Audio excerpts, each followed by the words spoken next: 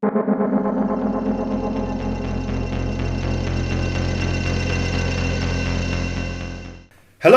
and welcome to episode 17 of the Digital Suffering Podcast. I'm your host, Steven Something. Yeah, I'm PhamtomLimb. That's PhamtomLimb for those who don't speak PhamtomLimbish. Right, first up, let's have a look at something new that's been added to Mortal Komat. Oh, yeah. Mortal Komat.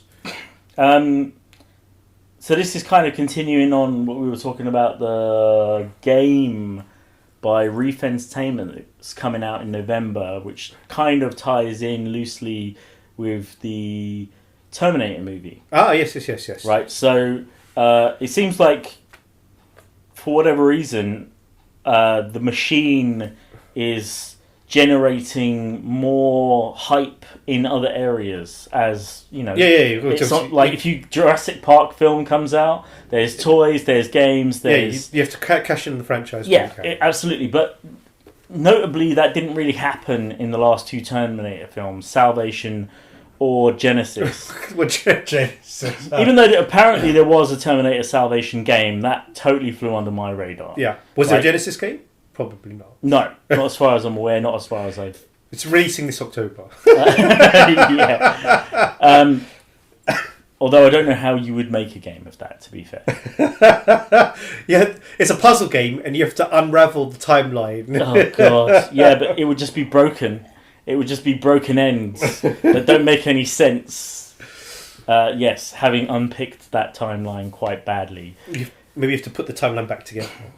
Yeah, there's not enough pieces to do that. In the game, you have to undo the events of the movie. Oh, God. You go back in time and stop these other things from going back in time so that that movie doesn't happen. You just smother them with a pillow. Stop being dumb! I do kind of like Genesis. I've not watched it, but... In a way, but as soon as you scratch the surface, you realise how dumb the plot is. Like, whoever got that to go, for the Hollywood execs to go, we'll throw money at this. I think it was a case that because the rights were going to revert, they had to get movies done. We're going to revert to whom? Back to, what's his name? Cameron is... Because Cameron's got the rights again. Essentially, the studio only had the rights up until... 2017 or whatever. So they had to get the films done because they were not going to renew the rights. So that's why Genesis was... it had to be made. Irrespective of legal bullshit.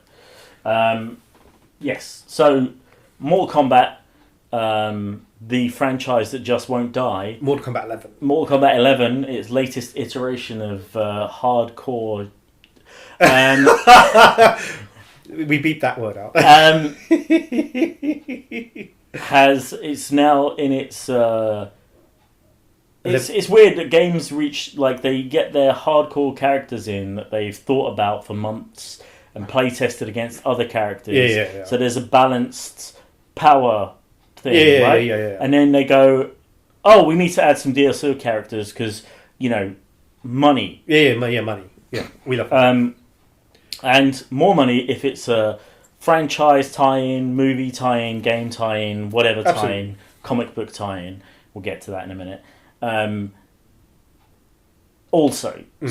double your money. Yeah. Right? Double. But then, as has happened with a lot of fighting games, when they add a DLC character, they break the hierarchy of characters. Yeah. Right? So certain characters become... like completely useless against these new DLC characters. Yeah. And it's like, why are you playing with anyone else? This is clearly... If you're not using the new character, you're not going to win. Yeah, exactly. And it has broken... Like, Street Fighter V has had so many balance changes. It's unreal. And every time they bring out a new character... They have to balance everyone else. It breaks the game again. But at least they're doing that. Kind of. I think, like, Kage is still the most broken character in Street Fighter V. Really? He seems to have priority over everyone. Really? Yeah.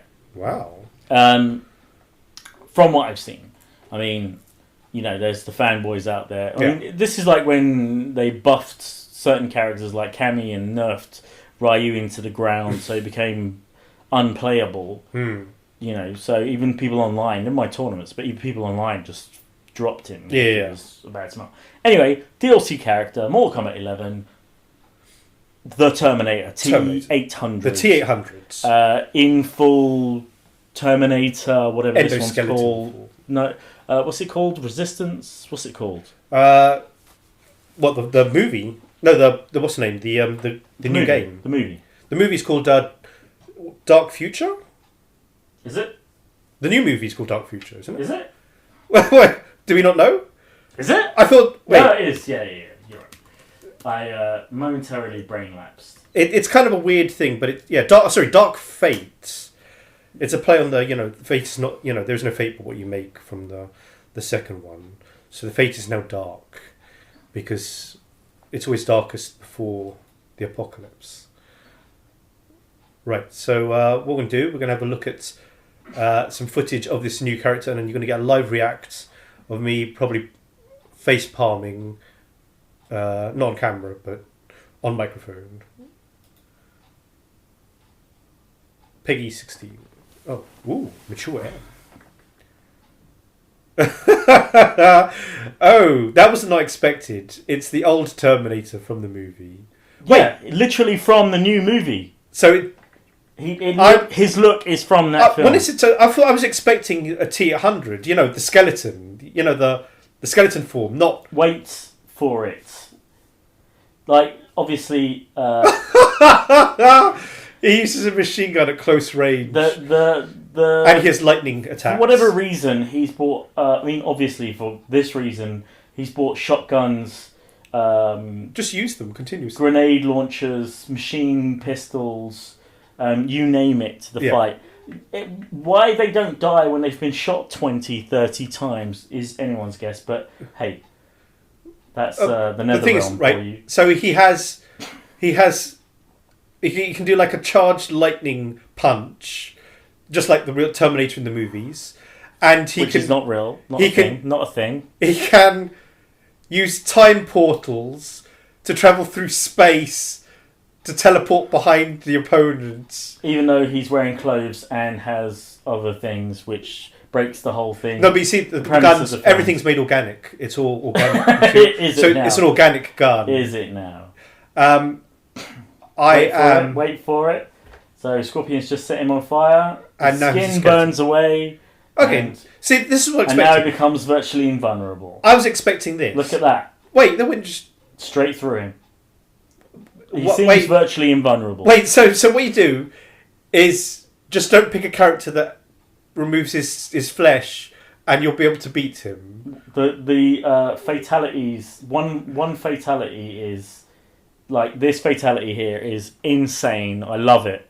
Well, it's the best thing about it. Oh, kneecaps him.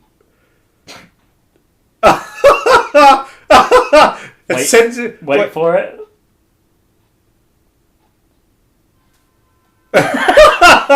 So he's just sent a character into the future to be executed by a Terminator who walked up rather smugly, I might add, and was like, "Oh yeah," zap, and killed him.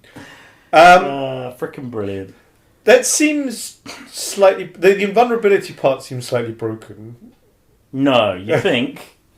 I assume that was just he's not actually invulnerable, and just Scorpion just missed with his chain hook that passed straight through his chest. No, he hit him at least 3 times in that sequence, and he did not. He didn't reel. He didn't. No stun. No nothing. No, there was no reaction. He just walked as if there was no clipping, as if there was like a large hole in his chest, and all the blows went through it. Wow. So there also has been obviously that dropped a few days ago.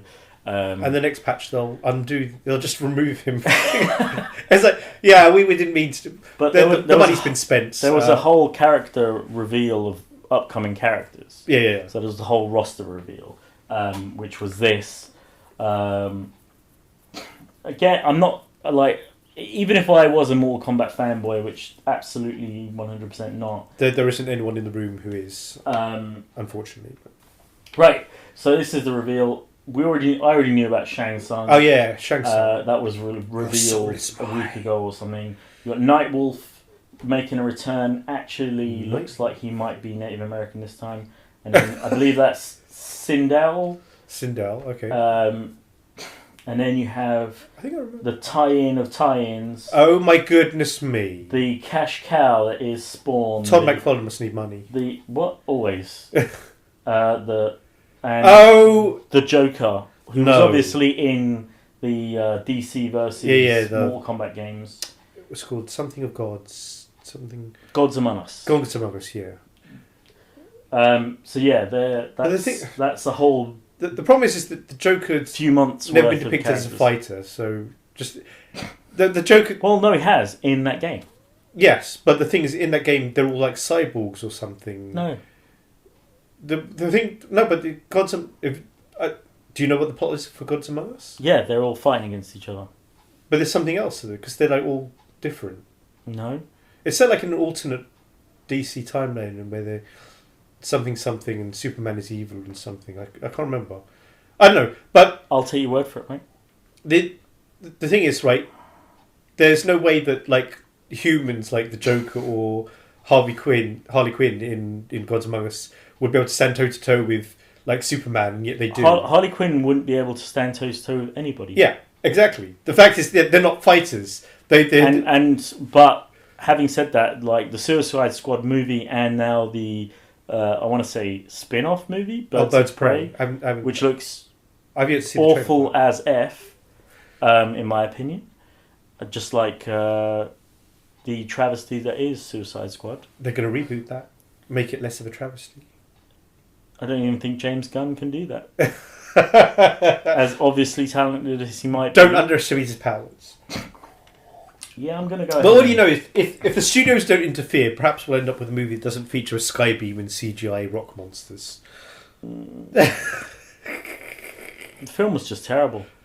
They literally introduced a character to kill him off 10 seconds later, and they purposefully didn't do a long intro. Yeah, you could tell because he didn't feature in anywhere. Yeah, like every single other character had a long intro, and then he was like, "Oh, who's that guy? Oh, his name's who gives a shit? He's dead."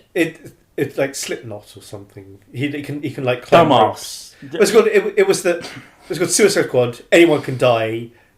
That anyone being the one character that we're not going to introduce or focus on until 10 seconds before we kill him. Yeah, after his introduction. It's anyway. The joke, the cash-in is just, I find it offensive. It's like the problem is they just. I enjoy the fact that they put two comic book franchises together there with Spawn and the Joker. Yeah, obviously.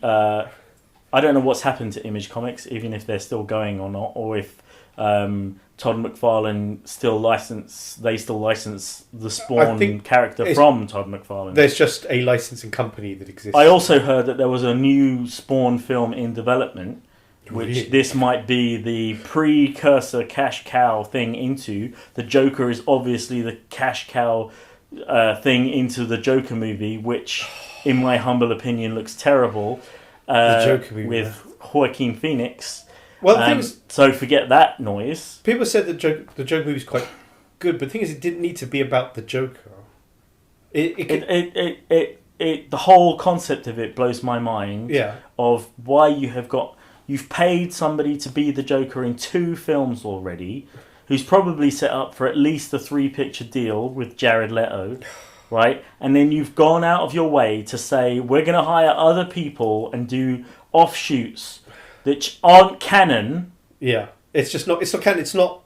It doesn't feature Batman. It's like nothing. Who cares? It doesn't. It's not the Joker. It's like why. If it didn't need to be tied into the Joker at all. It should have just been crazy guy with a thing that makes him laugh. Yeah, it would have been fine. It would have been like an art house movie. You know, it'd have got nominated for a art house movie. Well, not art house, but you know what I mean. So all 3 of those characters are tie-ins, as far as I can tell. Incredible. Huh? Incredible. And then the other 3 characters, Shang Tsung, Nightwolf, and Sindel, were probably returning characters anyway. Yeah, they've been planned out for God knows how long. Exactly. Yeah. I love the fact that they used the voice acting of the guy who played Shang Tsung. No, the actor, and the face, and the face, and then they've actually put his face on the character. There'll probably be other skins, but I thought that was a great touch because it was like because the Mortal Kombat movie was the best video game movie adaptation there is. Yes, we've discussed this. Yes, you obviously think that it's a low bar to clear, but the fact that it has cleared it. Well, I did set the challenge last week of that's finding not. I'm sorry, the episode of the podcast was lost. No one mentioned it. I'm still working on that because it doesn't exist. When I do find it, it's going to blow your mind. I may have to form a game company and make a game of a movie just to prove me wrong, because it doesn't exist. But I'm sure it does exist. They're all like, I defy anybody. The DuckTales game. I'm making stuff up. Well, DuckTales was an afternoon cartoon. There's no movie. There have been DuckTales. I'm fairly sure. It doesn't matter. It doesn't matter. It doesn't count. Oh, okay. Well, it's not an adaptation of the movie anyway. But you're sidetracking us. Am I? Anyway, yes. Did they show the fighting styles for the Spawn and Joker? No, that hasn't been revealed yet. We can only hope. The coming weeks. We can only hope they are as OP as the Terminator's been shown to be. Well, this might be a controversial thing to say, but Spawn is just a rip-off of Spider-Man. Even his look. The character.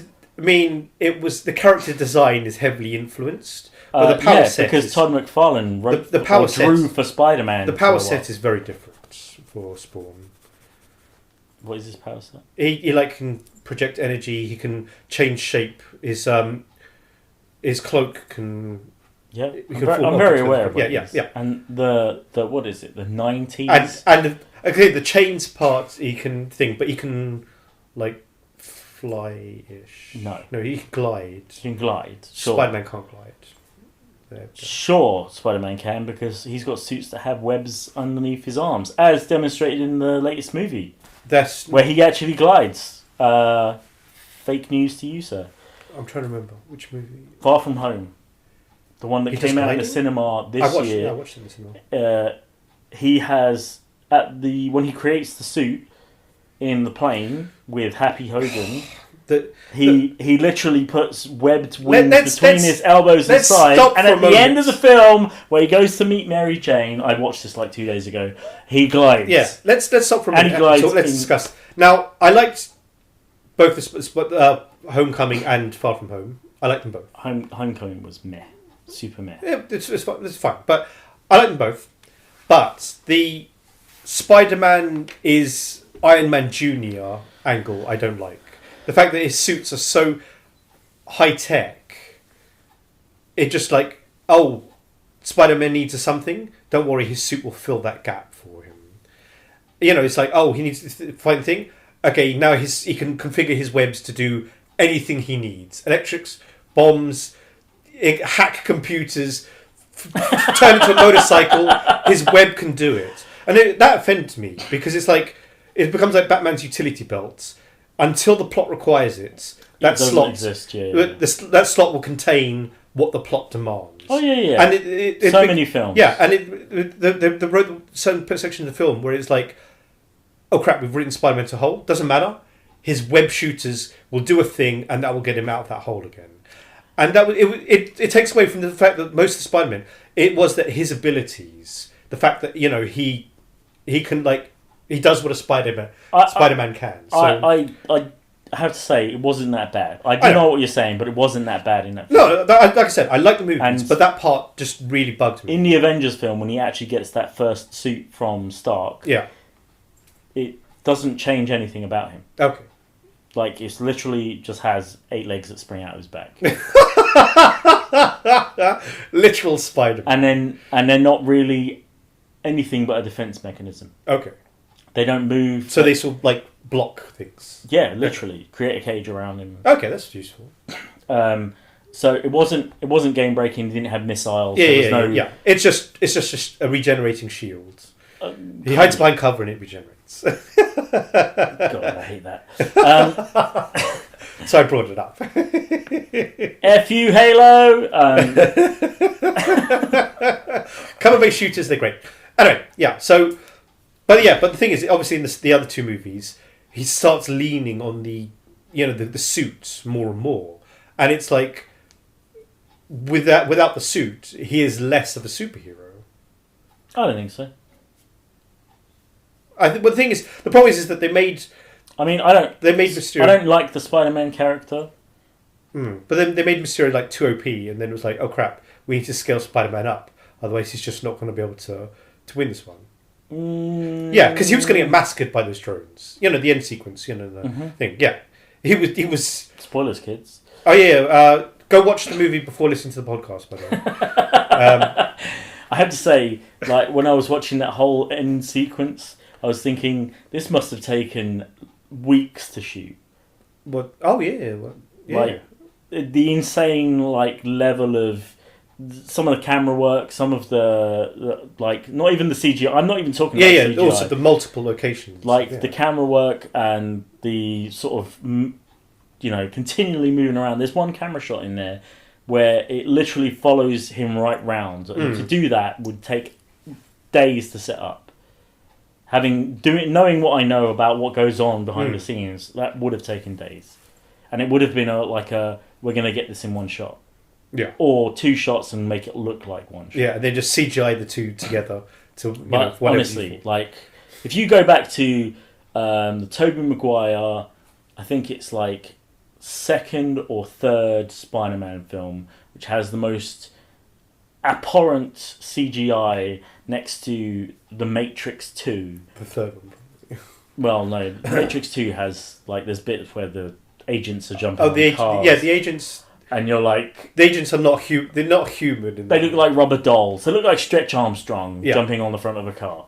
And to where it is now, in terms of CGI, not only have we come a long way from the initial CGI to those movies, but from there it's been just as big a leap to me. Yeah. And, yeah. Anyway, irrespective of all that shit. Shall we move on? Yeah, so purchase... Mortal Komat 11, it's great. We love all the DLC. They don't sponsor us at all. Please sponsor us. Send us a review copy. Neither of us. You'll play. Neither of us will play it. PhamtomLimb will play it. He promises. Right. Yeah. Okay, I'll let you handle this one. Right. So when I was doing some research into the Terminator game, which doesn't have any news or other than its trailer, it's going to pop into existence in October. Just November. November. Yeah, November. November 15th, I think. It's coming. We know nothing about it. So, I was looking at the company who makes it, and they haven't made a lot. But I was going through their YouTube channel and noticed, and their Wikipedia, and noticed a game called Rambo: Machine of War. Rambo: Machine of War. That must be the fourth movie because I didn't remember that one. It's not the upcoming movie. I can tell you that because it went into development about 7 years ago and was released about 5 years ago, and then I think it had a patch or a content update about 3 years. Yeah, ago. it looks like it was a content update. Beta team. And if you've got eyeballs, protect them now because. This game. If you're listening in on audio, definitely seek out the video on YouTube. It is brilliant. You will enjoy it thoroughly. I wouldn't be surprised if Sylvester Stallone sued them a lawsuit of defamation of face because the way Rambo looks in this game is truly horrific. Yet his features are like a tiny portion of the center of his face, and then his head is absolutely massive with more hair than anyone's ever had. He's wearing a paper mache head of his own head. that is kind of apt, actually. And it's like he's gone to Carnival and he's gone, I'm going to go as Sylvester Stallone. He's put on a paper mache head, and then he's just found himself in the jungle, and now he has to kill lots of people. I believe this game follows the story of all three of the first films. So First Blood, Rambo, and then Rambo 2. Rambo First Blood 3. First Blood, Rambo, First Blood Part 2. Yeah, then Rambo 3. Yeah. But not Rambo, which is the fourth one, which again I didn't even realise existed. It's a first-person shooter. like Terminator. This is the whole point of me talking about this, because technically it's a movie tie-in that was 20 years late. Yeah. But it is absolutely awful looking, and the gunplay looks beyond awful. But it features absolutely brutal takedowns, though. You can just like stab people with your hunting knife, and just when you shoot, remember the shooting sequence, and people just explode like they're bags of blood. Yeah, they must have like exploding bullets or something. I can only assume that that's the trick.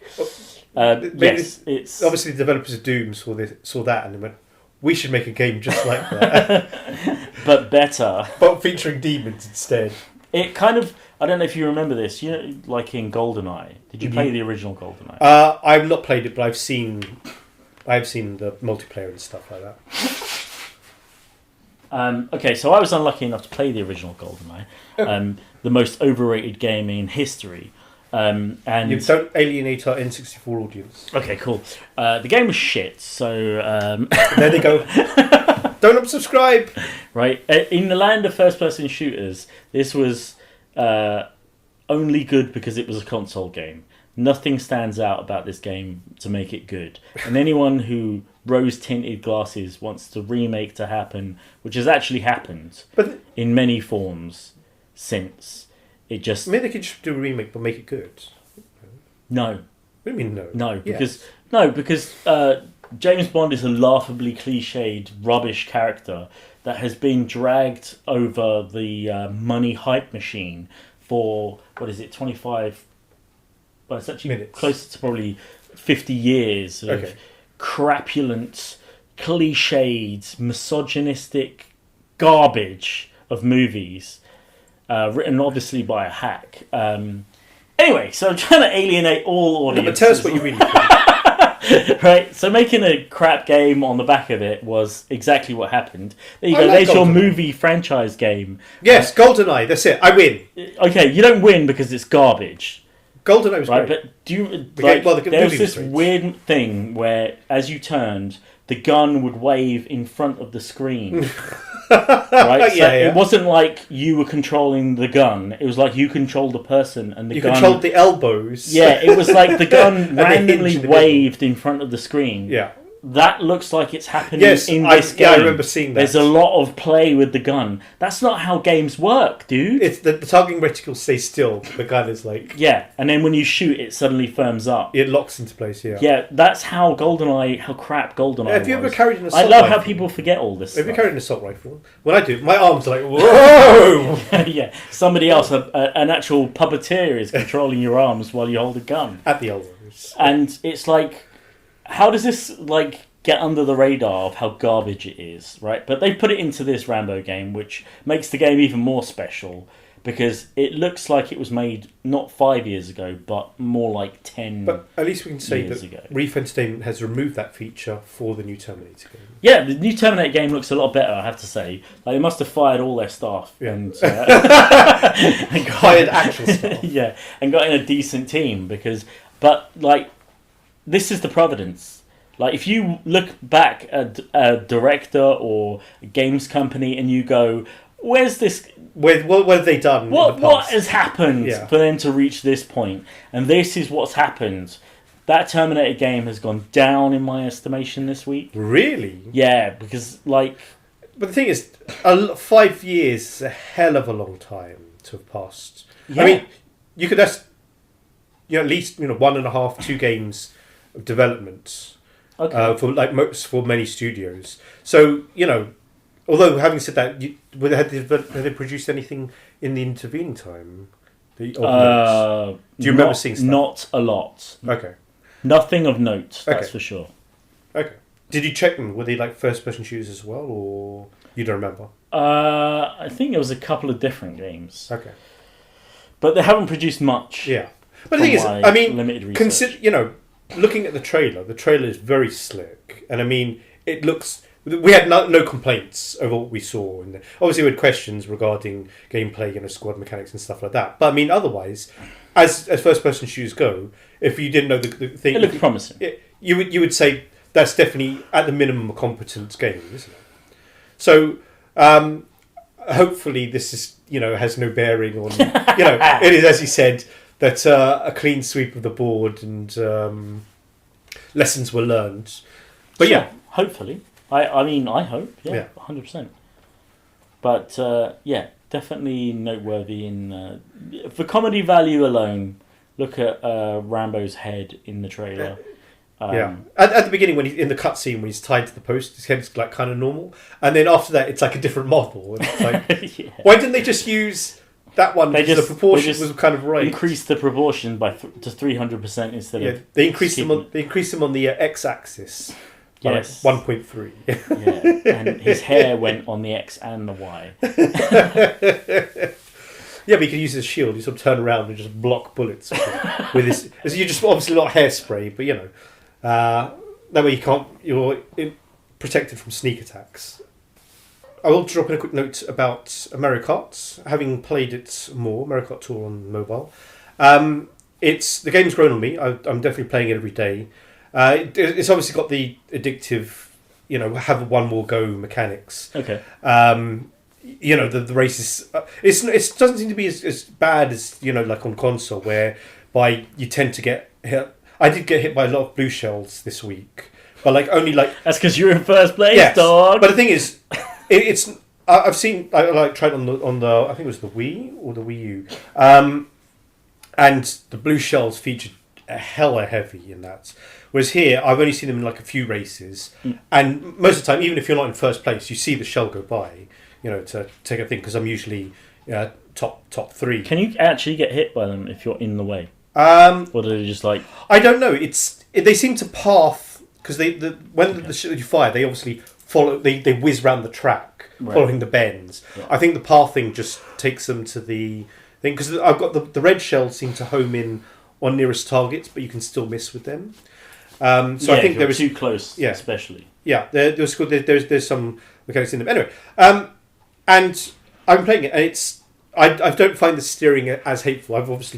I've changed mobile device to something a little bit that doesn't stutter on certain tracks, so it's a bit more playable. But once you get the handling down for the drifting mechanic, it is possible to sometimes you sort of go around bends, and then you go around another one. You're like, hey, I'm not pinwheeling off the sides, and then you accidentally clip something, and then after that you're overcompensating again.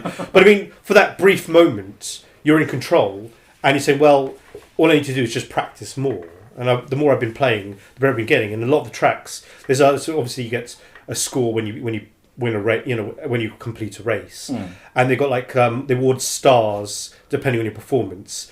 And I've been 5-starring every track, and some tracks I can pretty much 5-star them in one first go. There's one, the New York track. It's fairly flat. It's kind of a boring track, really. It was one of the new ones they've added for this, for the launch based on Odyssey. But I spent 3 days just obviously playing 5-10 minutes at a time, but just 3 days grinding out that track, trying to get that last star, because there are no jump. You get bonuses when you jump over little, you do over jumps and stuff. When you hit, you use the weapon and stuff. Yeah. So getting if I do a perfect race and get first place, I still find myself about 300 points short of getting the 5th star. Oh, really? Yeah, you have to get the rest. You have to get off bonuses. There are a couple places where you can do jumps, and the rest you have to use items and get successful uses. So that means you have to essentially getting in first place is no good, because then all the people are behind you, and it's harder to use the weapons. So you have to float around, which is even harder to do. Third and fourth, the second, third, so that you can continuously shell people to rack up the points. And I only beat it. I was like, oh, wait, 5,000. Oh, I got this. I beat it. I didn't do it deliberately. I was just, because it's so random. It was just so hard to get those points. That feels disingenuous. It was just that one track. Obviously, as you get further into the cups, the tracks, the point sequences get higher and higher. But they add, some of the tracks have a lot of variety. There are a lot of ways to score points. But there's one track. This is, I think, the second or third time it's appeared, and they hadn't added any new features to it other than reversing it or adding a few bits and pieces here. There were the point scoring ability for features for this one track. I mean, you can beat it even if you get like 1 star. You just move on to the next one. It doesn't matter. You've won the race. You've completed the race. It doesn't matter. This is just completionism. But the fact was the requirements. All of a sudden, like all these like 20 plus tracks. About 15 tracks are done prior. No problems. 5 star. I might try it a few times. No problem. But this is just one track, just getting those last 300 points. I had to try because it was just so hard. It just seemed a weird, not difficulty spike, but it just seemed like weirdly unbalanced. But again, the track was new. It hadn't been featured in any of the consoles, so it probably hadn't been play tested as well as some of the others. Sure. And like I said, it was not a very exciting track. So once I think, skip that track. A lot of the other ones that featured on the GameCube and 3DS versions are much more. They got like, bits where you can, split paths and stuff. Where if you know the way you can burst through scenery and do shortcuts and stuff. Yeah. Whereas this one, it was pretty much a straight-figured loop with a figure of 8 parts. So it was just ordinary. But yeah, played that bit. I mean, otherwise there was another game, mobile, that I was looking forward to called Witch Weapon. It's sort of action.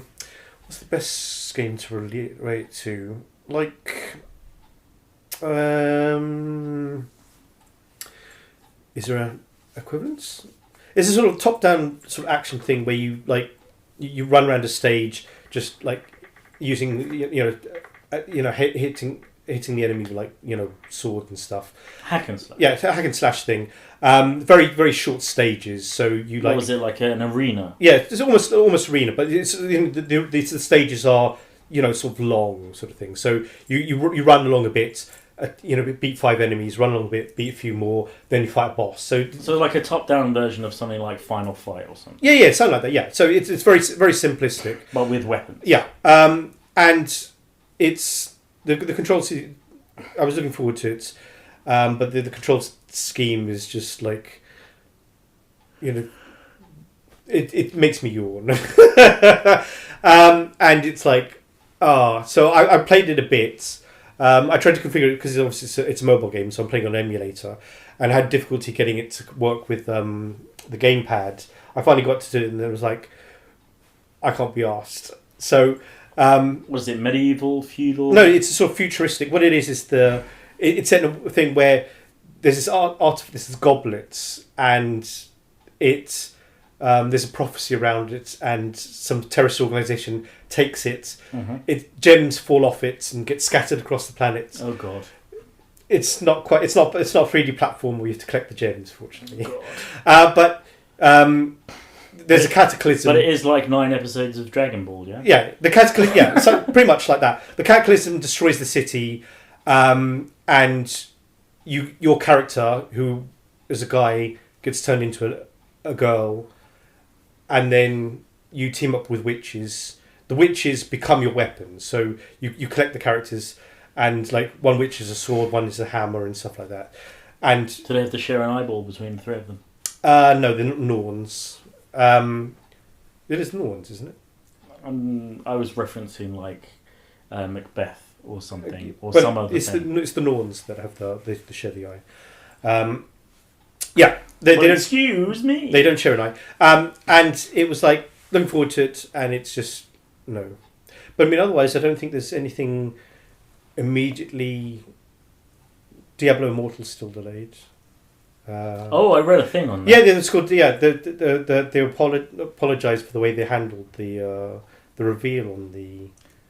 It's only just come back up because the virtual ticket has been issued by Blizzard for the upcoming November / yes, that's right. Yes, whatever release. BlizzCon. Yes. So with it because people anticipate this quite a lot, and understandably because people who play Blizzard games love like little extra bits. Yeah. So there's like skins for Hearthstone. Yeah, Diablo 3 wings. Yeah, but they haven't actually shown what the wings are. Yeah. Right, and all the other bits, people are going, oh yeah, look great, blah blah blah, and then they've gone wings, that's all we're getting after Diablo Immortal. I was watching a thing on a YouTuber about who talked about this morning or last night, and he said that is either that they're just not ready yet, or that they might reveal something. They might be a spoiler for something they're going to reveal at BlizzCon. I think they're just eking it out, because usually what they've done in the past is every week from the release of the milk it. Yeah, so every week they'll do, like the first week when they say the virtual ticket's out, they'll say, in WoW you get X. Yeah. And then, like, 5 days later, they'll go, in Hearthstone you get X. Okay. And it's a slow release. So, I mean, the virtual ticket, I don't know... $50. Well, there were some people that were saying it was stream. like 70, but it was, I'm sure it was like 40 last year and 40 the year before. The streamer said $50 to stream it, and I'm like, wow. Okay, you don't. It's like being there, but it's not. Well, if you think about it, there are literally however many stages there are. You can watch at any time you want. Yeah. Right. So, and the ticket to get in is like $100 or more. Yeah. And so, not everyone can be there. So, and also, why are you complaining about it now? Well, it's been going on for years. I'm not complaining about it. No, not you. Everybody, all the little butthurts on the internet. If you don't want to pay it, I'll tell you what. Don't pay it. Don't pay it, because you'll see everything that they announce afterwards anyway in the umpteen YouTube videos or people restreaming it on Twitch. Yeah. Just watch a restream for free. Exactly. What are you crying about? Such bullshit. Yeah, but the thing is, if it's a restream, then someone else has watched it. It's like second-hand video. So what? Dipshits. Honestly. Dude, you're going to alienate our Blizzard audience. It's so, like... what Blizzard audience? Yeah. So, I mean, I don't care. Like, there was a few years ago, there was a couple of weapon things, and there was an awesome two-handed hammer that had, like, the Diablo thing on it. Diablo logo. I think it was just a face, okay. Actually. And it looked awesome, and I thought, this is the one time I might, and then I didn't, because it wasn't worth it. But it's something that doesn't really exist. Why would that tie me in? If I wanted to watch the coverage, then I would pay for it. I take it these items are only available if you get the virtual tickets. Yes. They're after cosmetics, one, so they don't have any effect. After that, you don't get it. Yeah, you cannot get it. Okay. Wow. Cannot. Well, the thing is, if it's, yeah. And a couple of years ago, there was wings anyway, and it was from a WoW character, Illidan. I think it was Illidan's wings. Yeah, so there's something of Dreamy or something, wasn't it? Right? I don't know if it was tied into that. Yeah, it was tied into a WoW release. But nobody complained. Moreover, they haven't even seen the wings. They might be the best thing ever. Yeah. Like, what are you complaining about really here? You're complaining to complain, I think. If they gave nothing to the Diablo audience, they would complain. If they give something to the Diablo audience, they're going to complain. Maybe they should give them something to complain about. Then what they already have. It's called Diablo Immortal. And all they've done is complain. It's going to be great. Yeah, I don't know that. I don't want to say it's shelved, but it hasn't come out. The fact that the news in a year. Or on the thing they covered the statement from Blizzard about the release. We want everything to be of a certain quality. Yeah, essentially, it is still being worked on. So, for whatever that's worth. But Blizzard, in the last 18 months, have been. I don't want to say they have been what some people might term as restructuring. And they have, apart from actually closing certain departments and pulling back from esports things, funding like that, they've also given people the opportunity to resign. That's not firing. They've lost creatives, haven't they, as well? Am I right? I'm not sure about that. Okay. I know they've, a couple of the sort of higher up members that were involved in the previous games have also left. What's his name? It doesn't matter. I think I said it in another cast. We covered it in the previous one. So they have restructured what their outlay is in terms of expenditure. So, of course, they're going to take everything into consideration, and if it's a money sink that's not going to have a return that they are banking on, then they're going to shelve it, which I think is what has actually happened. It's not dead; it's just awaiting execution. These things happen. Take it out behind the shed and shoot it. And these things happen. It's like 1 million years ago, they said they were going to release a StarCraft Ghost. Oh yes, StarCraft Ghost. Third-person action game. People wanted that. They wanted that bad. There was video, there was screenshots, and it would have. They could have just turned out anything. They would have sold. They would have sold copies. I'm sure it would have sold copies, but would it have hurt them? Maybe. Then they just make a second one. Did they want to get into that third person world? Maybe not. And what we've heard in the last year is that there was a whole thing that Diablo 4 would be a completely different thing, a third-person adventure again, over-the-shoulder camera, like 3D platformer where you have to collect fragments of Diablo scattered around the world. Fragments of soul stones to trap Diablo at the end. Shut the front door. And there's fire level and ice level. And everything would trigger me into absolute destruction.